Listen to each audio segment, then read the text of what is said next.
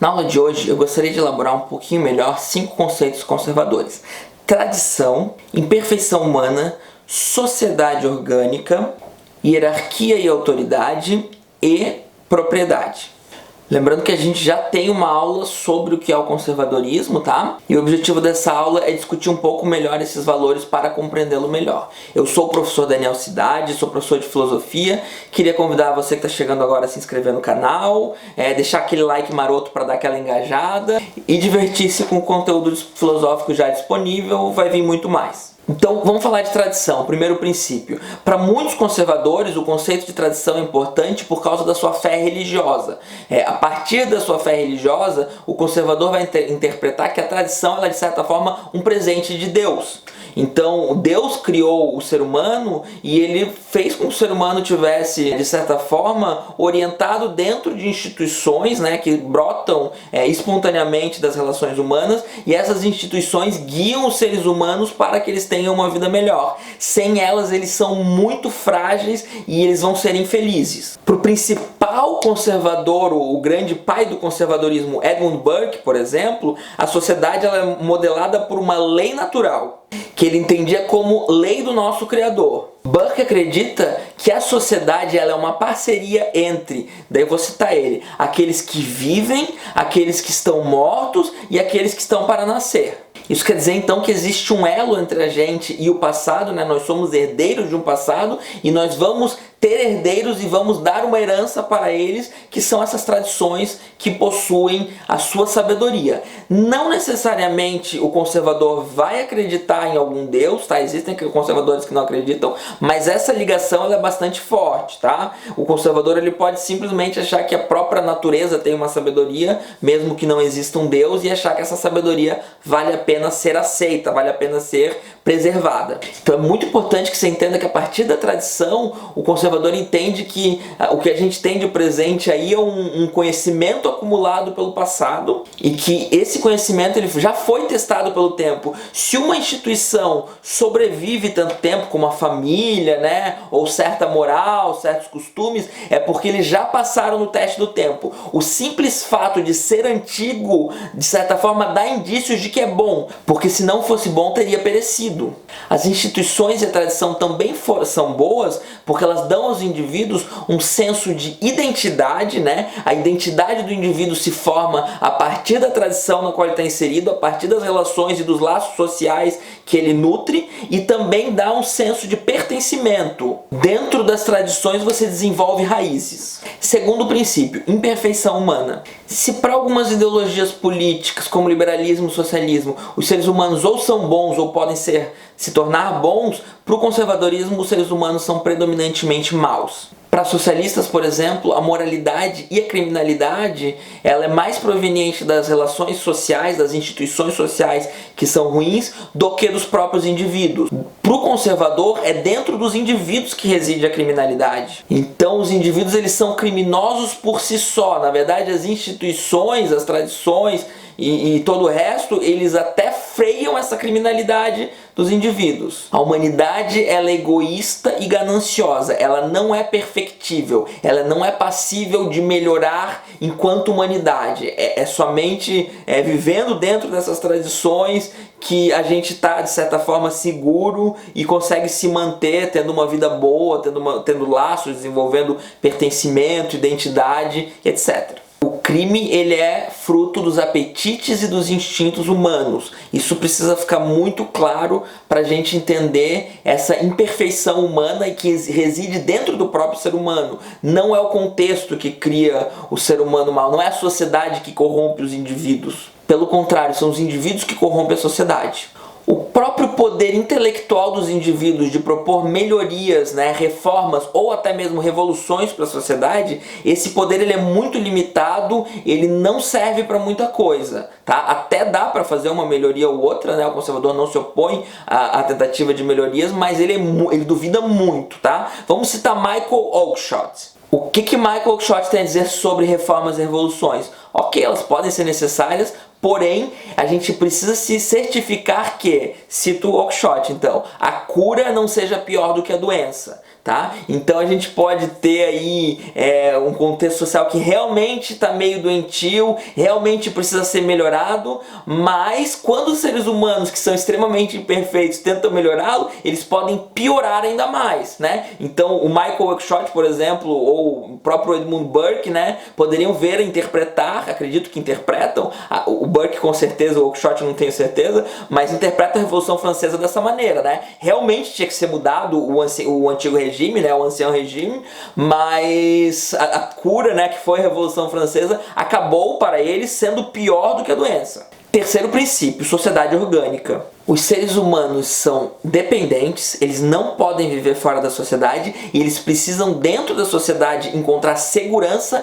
e uma possibilidade de formar raízes. Caso contrário, eles vão sofrer daquilo que o Durkheim chamou de anomia, né? Que é certa apatia, que certa, né, sobre o mundo, o que quer que aconteça, eu não tô nem aí, né? Já que se você não tá num contexto que faz com que você se sinta bem, que você se sinta confortável, feliz através dos laços sociais e do papel e da identidade que você desenvolve, você acaba não estando nem aí para o mundo. A liberdade para o conservador é entendida como a disponibilidade de aceitar as suas obrigações e desenvolver laços sociais. Você é livre quando você cumpre com o seu dever. Então você está dentro de uma sociedade orgânica, né? Pensa num organismo onde cada coisa tem a sua função, você tem uma função na sua sociedade e cumprir o seu dever, cumprir a sua função, de certa forma, é ser livre. Então a liberdade do pé, por exemplo, é caminhar, né? A liberdade da mão é gesticular, é escrever, enfim, todas as coisas que a mão faz. A liberdade do olho, né? Estou fazendo metaforicamente, né? A liberdade do olho é ver. Então você também, de certa forma, faz parte de um organismo maior que a sociedade e fazer o seu papel, cumprir o seu papel, qualquer que seja ele, é aí que você vai ser livre. Então se você é motorista de ônibus, você vai ser livre quando você dirige bem o ônibus. Se você é um advogado, você vai ser livre quando você advoga bem, em benefício dessa sociedade, qualquer que seja a sua posição. A sociedade orgânica é uma sociedade hierarquizada.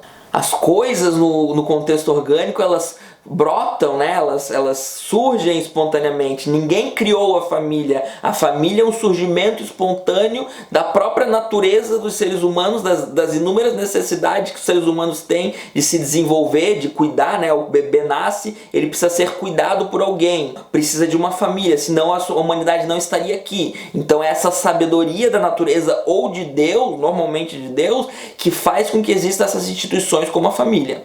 E na família a gente vai poder desenvolver esses impulsos naturais como amor, responsabilidade, cuidado, né, entre os familiares e depois, no maior grau, entre a sociedade.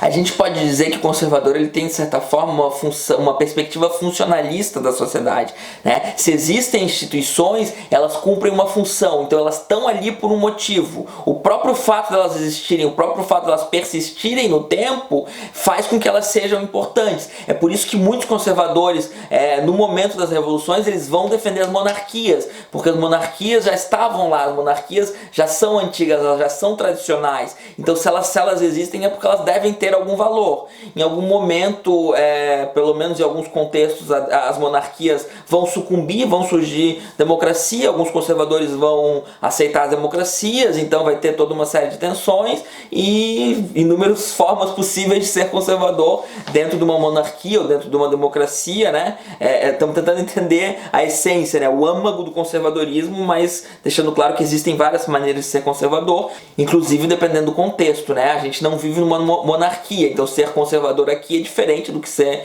conservador na época de Burke. Quarto princípio, hierarquia e autoridade, né?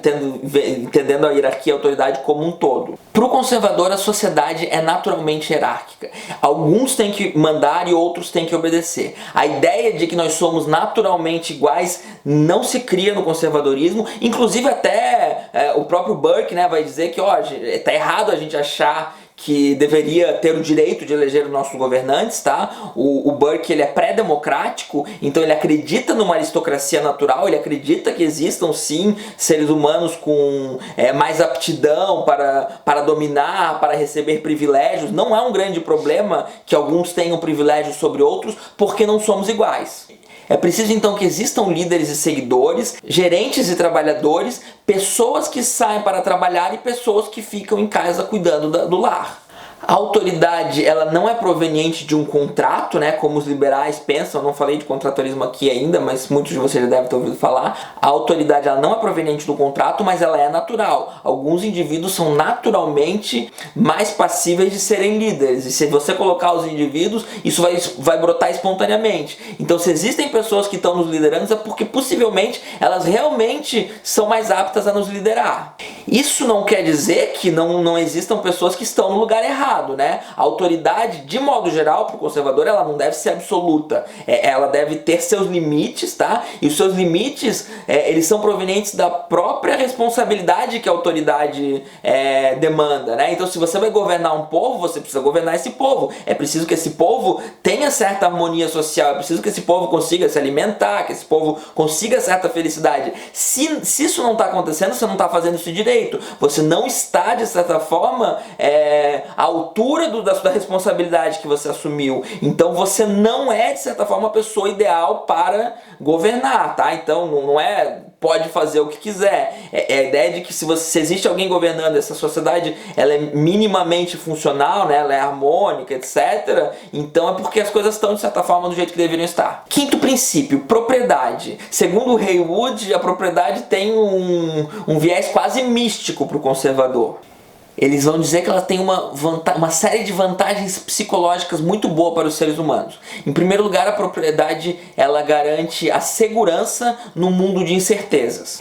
Ela também promove uma série de valores sociais. Se você tem propriedade, você está mais propenso a respeitar a propriedade dos outros. Para o conservador, as pessoas se realizam, elas até veem em si mesma naquilo que elas possuem. Então, se você possui uma fazenda, se você possui uma casa, você possui um carro, você tende a ter certo orgulho disso que você possui, você tende a se identificar como uma pessoa que possui aquilo. Isso não é um problema para o conservador, tá? É bom que você tenha propriedades, é bom que você se veja, de certa forma, refletido naquilo que possui. Você cria laços não só com os seres humanos, mas até com a sua propriedade, e isso, de certa forma, te traz segurança. Isso traz uma série de vantagens psicológicas. A propriedade, ela não é uma criação unicamente do indivíduo, tá? Ela é transferida entre gerações, então em termos familiares a gente tem herança, mas uma própria nação tem uma série de riquezas que também são transferidas, né, porque existe esse elo entre passado, presente e futuro. Então muitos conservadores vão criticar, de certa forma, algumas privatizações. Isso falando de conservadores, tá? Quando a gente entra na nova direita, que assume certo neoliberalismo, a gente muda a questão completamente, e privatizações ou venda de territórios acabam sendo mais bem aceitos. Mas para o conservador tradicional, a riqueza de uma nação é propriedade dessa nação, ela tem que ser transferida para essa nação, ela é um valor a ser preservado. Então eu espero que vocês tenham gostado dessa reflexão sobre os princípios conservadores, espero que tenha ajudado a esclarecer um pouco melhor essa ideologia, tá? Vamos falar dela mais pra frente outras vezes. Então quem tiver interesse, convido a se inscrever de novo, dar aquele like, e é isso aí.